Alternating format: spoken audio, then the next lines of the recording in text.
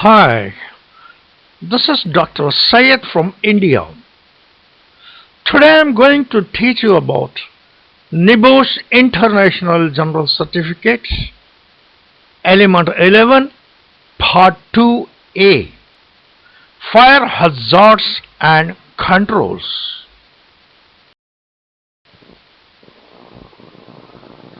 Detection of fire.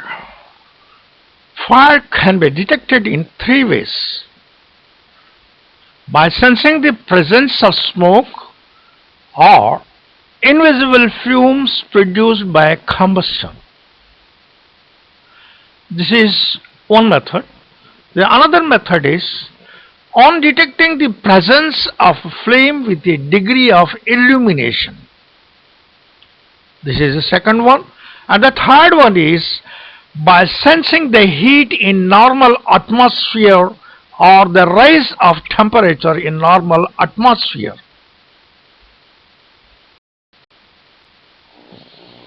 There are different types of detectors which are used in the above three situations. 1. The smoke detectors. There are two types of automatic smoke detectors. Number 1, ionization devices. These are very sensitive in beginning stages of a fire where smoke particles are very small, and their sensitivity tends to drop as particles that grows in size.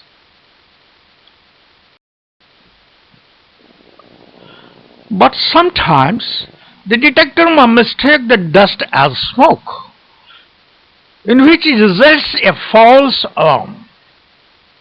There are some optical devices which are more effective in situations where there is more dense smoke, which can obscure or change the normal levels of light in the protected area.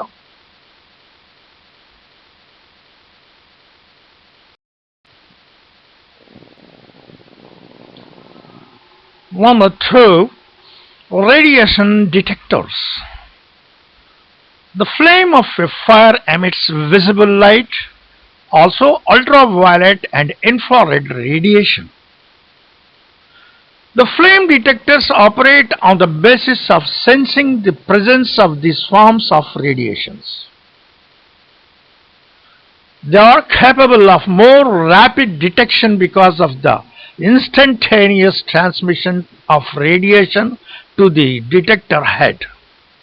However, the effectiveness depends on the detector, which have a clear view of all the parts of the protected area.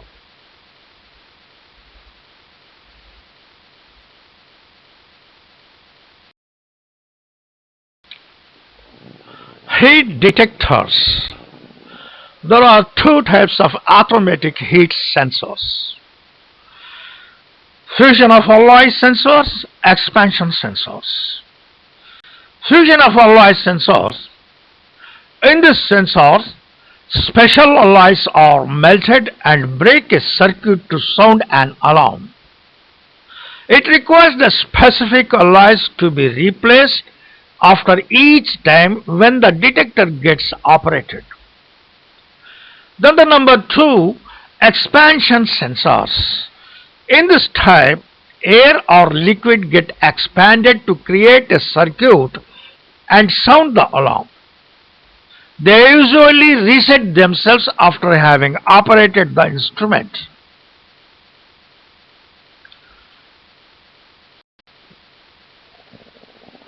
Heat detectors are designed to operate at a predefined temperatures or with a rapid rise in temperature or both.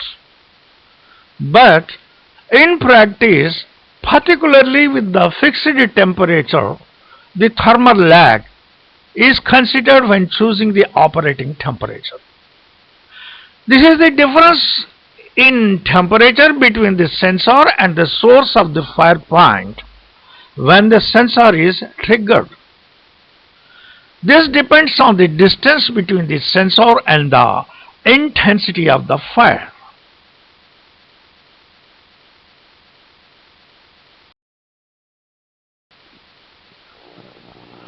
We can't say that all detectors will have equal sensitiveness in every possible situation. In some of the cases, a combination of different detectors may be required. Smoke and heat detectors are most suitable for buildings. But for a particular type of building and the type of fire hazards may require some specialized detectors.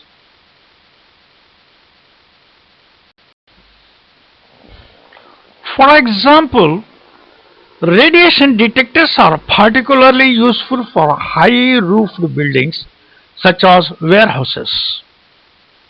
In some situations where clean burning flammable liquids are stored, for which a laser beam infrared detectors may be used with tall compartments or long cable tunnels.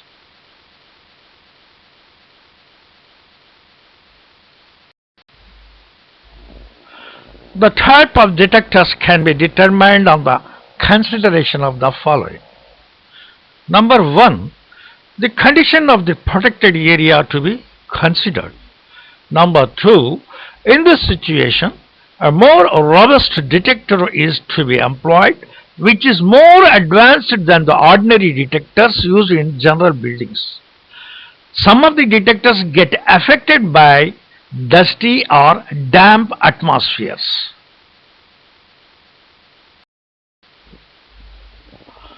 We should take care when installing a smoke detector in a hotel or bar, because false alarms may be raised due to the cigarette smoke. The location of the detector should be more suitable so that they are in the best possible position to perform their functions.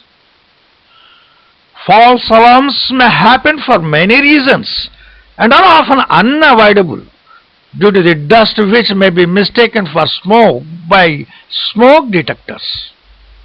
A high intensity of sunlight can be reflected from windows, which can be mistaken as a flame by ultraviolet radiation detectors.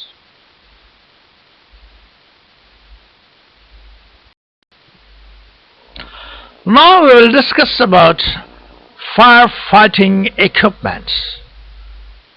Fire extinguishers are main types of portable firefighting equipment. This equipment is designed to carry to the point of the fire and can be operated. This equipment contains an extinguishing agent which is expelled by internal pressure when operated and can be focused by means of a horn or tube onto the fire.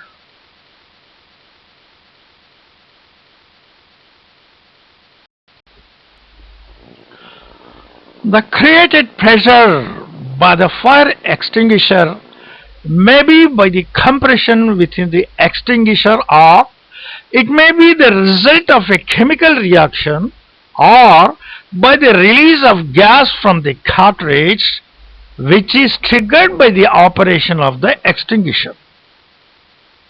It's more important that we should choose the correct type of extinguisher for the risks that we are going to protect against. The type of extinguishing agent should be clearly marked and visible on the extinguisher.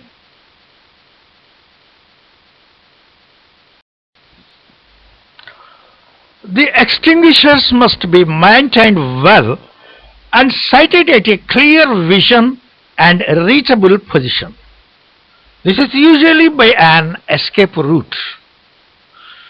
We should ensure that these conditions are always met. Many important requirements relating to fire extinguishers are specified in a fire risk assessment.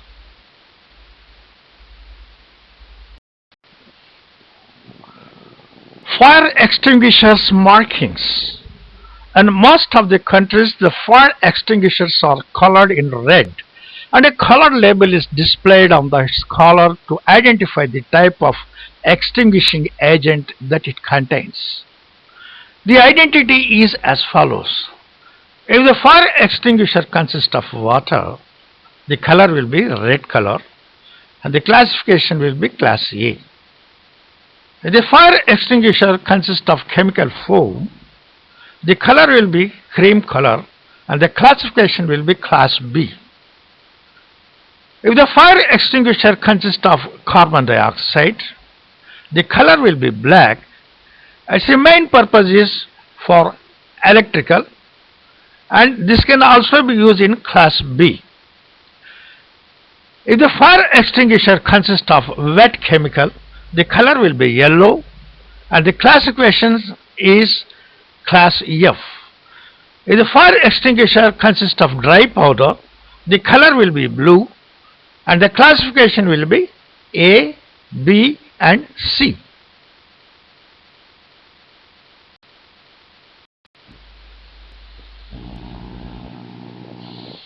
Types of fire extinguishers. You are seeing the different types of fire extinguishers here, and you can also see the color labels on the collars of the fire extinguishers.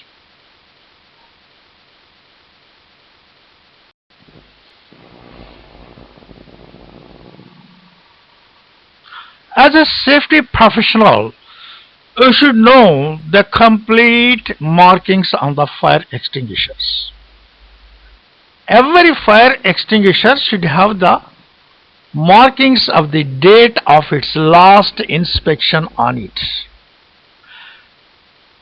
And you should know which type of fire extinguishers can be used for which purpose.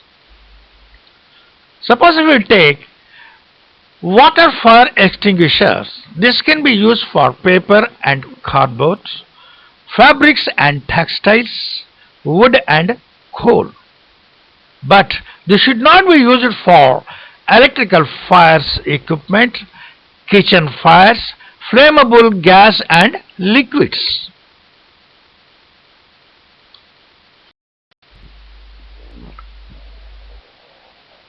Suppose if you take the foam fire extinguisher, you should use only for paper and cardboard, fabrics and textiles, wood and coal.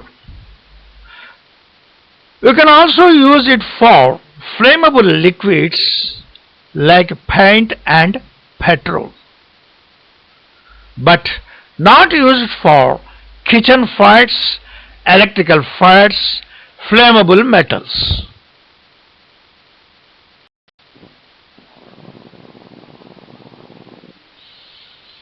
Dry powder fire extinguishers.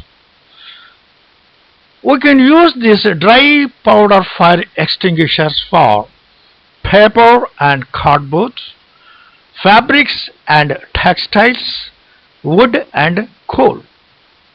We can also use for flammable liquids like paint and petrol, flammable gases like liquid petroleum gas, LPG and acetylene, then fires of electrical equipment up to 1000 volts.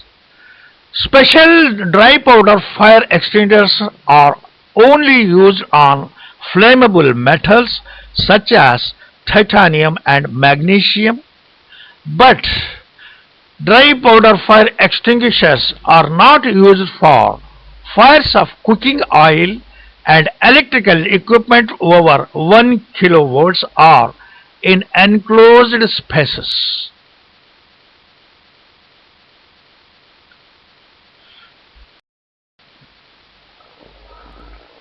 CO2 fire extinguishers.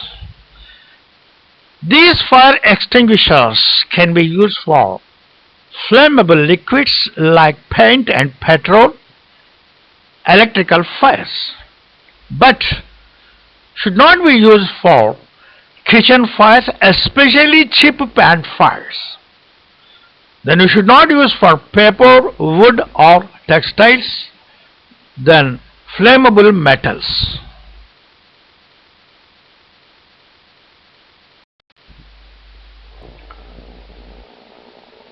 Wet chemical fire extinguishers. We can use these extinguishers for cooking oil fires, paper and cardboards, fabric and textiles, wood and coal. But we should not use for flammable liquids or gas fires, electrical fires and flammable metals.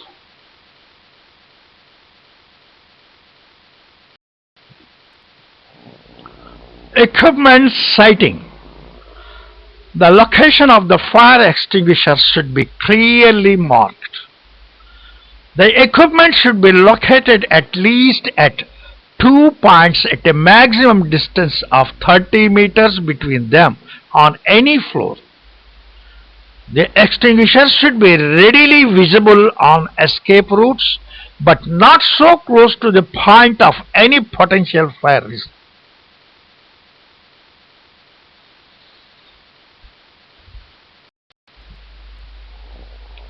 We should take more precautions about the fire extinguishers. The extinguishers are mounted at a safe place where they are not exposed to temperatures beyond their operating limits and protected from corrosion attack. It's necessary to provide more than one extinguisher in each location to enable different types of fires to be extinguished. Each location should have a water extinguisher along with carbon dioxide or dry powder, which can be used in the case of electrical fires.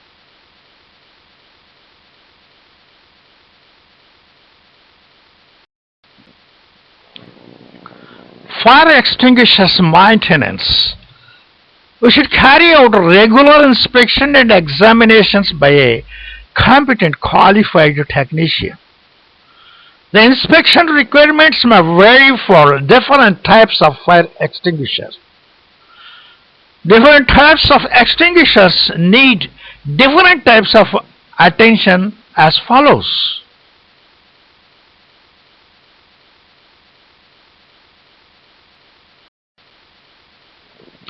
We should take precautions with the water fire extinguishers.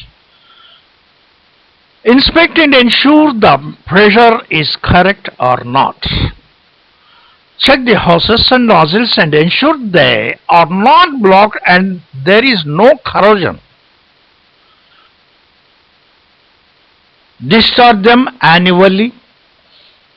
Gas cartridge extinguishers should be overhauled annually and ensure that the working parts and contents are correct. Inspect the gas cartridge and weight it to find the losses. Examine the sealing washer thoroughly. Discharge them for every 5 years.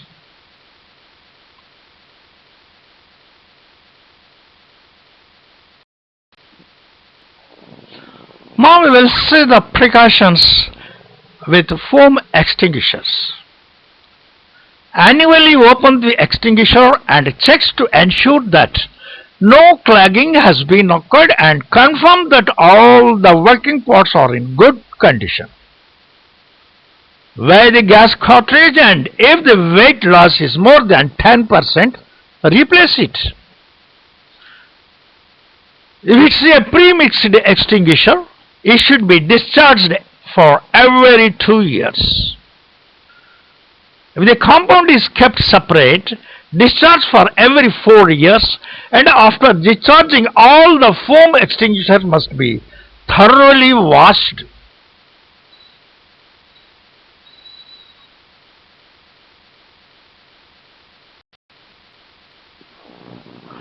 Precautions with dry powder extinguishers. These extinguishers should be examined once a year. Extinguishers with the gas cartridge type should be opened and checked that the powder has not caked. Extinguishers should be discharged for every 5 years.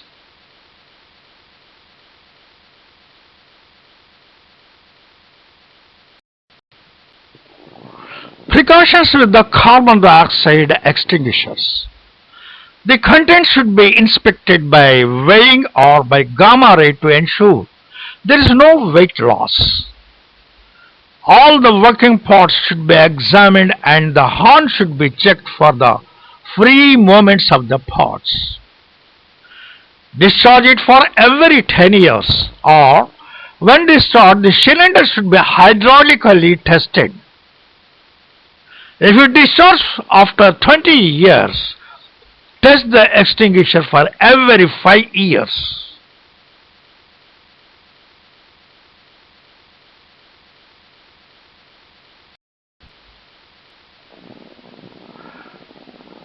Precautions with vaporizing liquid extinguishers. Working order checks are required annually by weighing the contents. The extinguishers should be checked for every 5 years. The identity of this extinguisher is with a red and yellow colored band. It's more effective against Class A faults like wood, paper, cloth, plastic, and primarily used for Class B and C, and wet chemical is suitable for Class A and F fires.